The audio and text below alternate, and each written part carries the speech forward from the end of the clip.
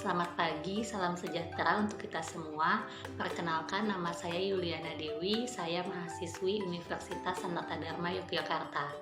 Kali ini saya sedang melaksanakan kegiatan KKN Mandiri di lingkungan RT 01 RW 06 Perumahan Sudirman Indah 3 Raksa, Tangerang. Program kerja yang akan saya laksanakan pada kegiatan KKN ini yaitu pemberdayaan masyarakat dalam mengurangi penggunaan plastik. Video sosialisasi ini memiliki tema bijak dalam menggunakan plastik. Tujuan pembuatan video adalah sebagai sarana masyarakat untuk memberikan informasi tentang bagaimana mengurangi penggunaan plastik. Materi sosialisasi yang akan saya berikan terbagi menjadi 4 bagian. Yang pertama, saya akan menjelaskan apa itu definisi plastik dan sampah plastik. Yang kedua, saya akan menjelaskan jenis-jenis sampah plastik. Yang ketiga, saya akan menjelaskan bagaimana dampak negatif sampah plastik yang berlebihan. Dan yang keempat, saya akan menjelaskan bagaimana solusi mengurangi penggunaan plastik.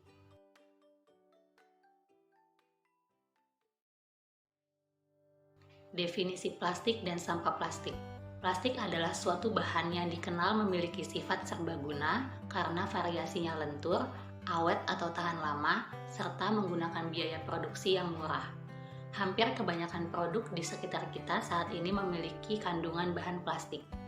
Penggunaan plastik saat ini diketahui sudah lebih dari 40% untuk penggunaan pengemasan, dan sisanya adalah untuk aplikasi bangunan, tekstil, produk konsumer, sarana transportasi, peralatan listrik, dan lain sebagainya.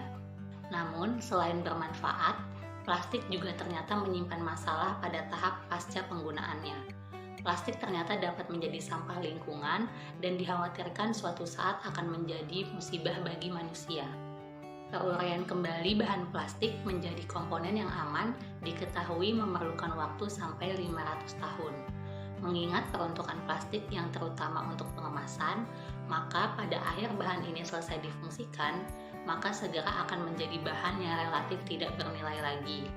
Pengguna umumnya akan menjadikan plastik bekas kemasan ini sebagai bahan buangan. Produk akhir inilah yang kita kenal sebagai sampah plastik. Dan pada kenyataannya, saat ini menjadi permasalahan sendiri khususnya karena dampak pada lingkungan sekitar. Sampah plastik adalah jenis sampah anorganik yang tidak dapat diuraikan begitu saja dan memerlukan waktu yang cukup lama untuk dapat terurai sempurna. Teknologi dan industri plastik saat ini sebenarnya sudah menciptakan produk plastik yang ramah lingkungan. Kita mengenal beberapa jenis plastik dengan sifat dapat didaur ulang. Produk-produk plastik ini kita kenal dengan pencantuman simbol dan kode angka 1-7. Berikut merupakan jenis-jenis plastik. Yang pertama, simbol PETE dengan angka 1. PETE atau polyethylene terephthalate adalah bahan plastik untuk kemasan makanan dan minuman. Jenis plastik ini hanya bisa digunakan sekali pakai saja. Jangan mengisinya dengan air panas karena lapisannya mengandung zat karsinogenik yang dapat larut dan menyebabkan kanker pada organ tubuh manusia. Contoh barangnya yaitu botol minuman, botol minyak, dan botol saus. Simbol yang kedua yaitu PEHD dengan angka 2.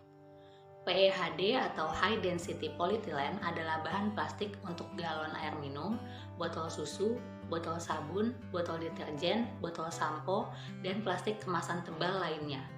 Jenis plastik ini termasuk golongan plastik yang cukup aman digunakan berulang kali, karena paling sering didaur ulang dengan nilai ekonomi dan proses daur ulang yang sederhana.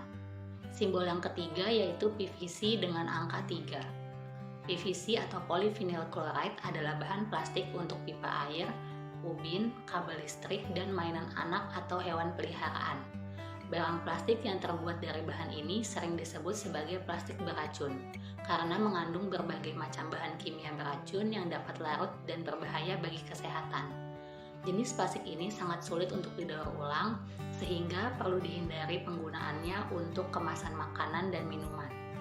Simbol yang keempat yaitu LDPE dengan nomor 4. LDPE atau Low Density Polyethylene adalah bahan plastik untuk kantong kresek, kantong plastik sampah, hingga bungkus makanan.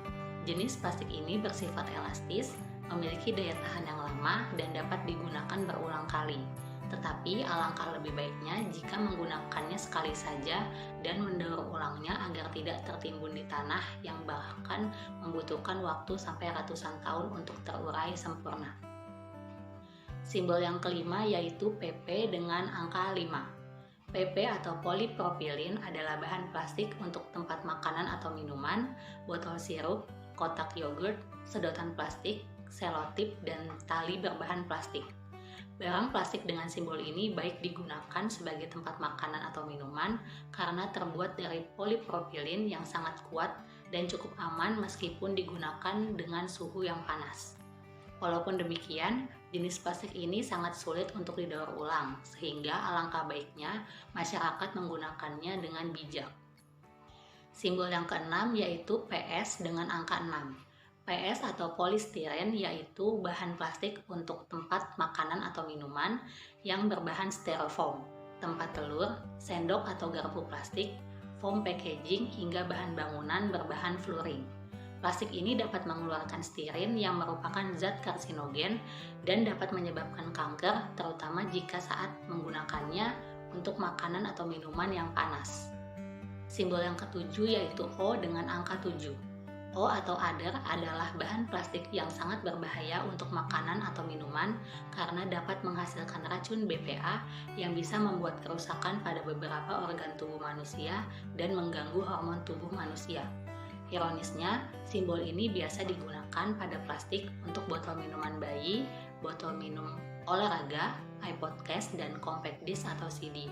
Maka baca terlebih dahulu sebelum membelinya. Selanjutnya adalah dampak penggunaan plastik yang berlebihan. Kita mengetahui bahwa sifat dari sampah plastik yaitu tidak mudah terurai dan proses pengolahannya menimbulkan toksit serta bersifat karsinogenik dan membutuhkan waktu yang lama, puluhan hingga ratusan tahun untuk terurai dengan sempurna. Kita lihat contoh gambar di layar. Terdapat kemasan produk Indomie pada tahun 2000 yang masih ditemukan di laut pada tahun 2019.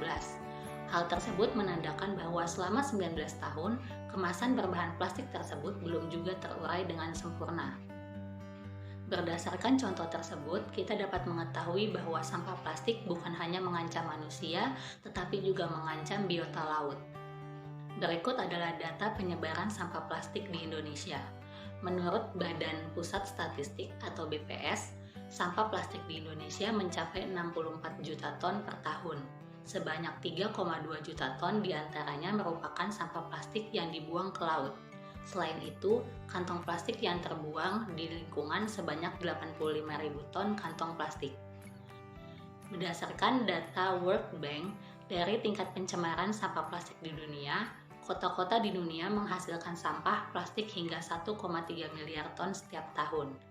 World Bank memperkirakan jumlah ini akan bertambah hingga 2,2 miliar ton pada tahun 2025. Hal tersebut menjadi peringatan bagi masyarakat Indonesia untuk dapat lebih bijak dalam menggunakan plastik.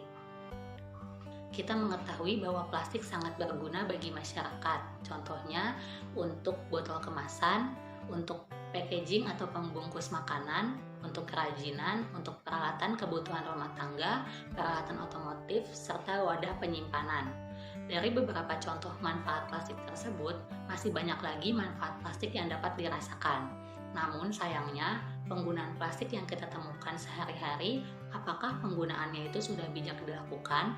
Dengan manfaatnya yang begitu banyak, justru menjadi salah satu polusi terbesar lingkungan karena penggunaannya yang tidak bijak dan minimnya pengolahan sampah atau limbah plastik. Faktanya, sampah plastik yang tersebar di laut tidak hanya membahayakan biota laut, tetapi juga membahayakan manusia.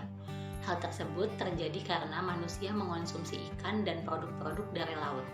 Ikan atau hewan laut yang sudah menelan mikroplastik akan menyerap racun dari plastik, dan racun ini akan berpindah ke manusia yang memakannya. Maka bagaimana solusi untuk mengurangi penggunaan plastik di masyarakat? Kita dapat melakukan beberapa cara sederhana untuk mengurangi penggunaan plastik. Contohnya, dengan menggunakan kantong belanja. Ketika berbelanja, sebisa mungkin hindari penggunaan kantong plastik kresek dan mulai ubah kebiasaan untuk membawa kantong belanja.